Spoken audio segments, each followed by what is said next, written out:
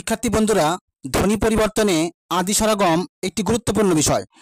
আদি স্বরাগম কি?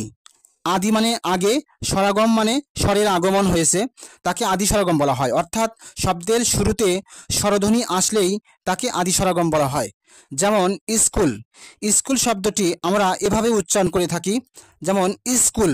দেখো, স্কুল শব্দে এই শব্দের আগে আগে কিন্তু রস্বই এসেছে। রস্বই হলো স্বরধ্বনি, অর্থাৎ স্বরের আগমন ঘটেছে কোথায়? শব্দের শুরুতে, অর্থাৎ আদিতে। School, school.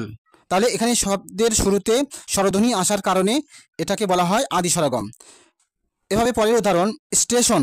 স্টেশন শব্দটি যদি আমরা স্টেশন বলি, তাহলে শব্দের শুরুতে কি নিয়ে আসলাম? রস্বই নিয়ে আসলাম। রস্বই হলো স্বরধ্বনি, অর্থাৎ স্বরের আগমন ঘটেছে শব্দের শুরুতে, তাই এটাকে বলা হয় আদি স্বরগম বলা হয়। এভাবে স্পর্ধা, স্পর্ধা শব্দটি কিন্তু আমরা আস্পর্ধাও বলি।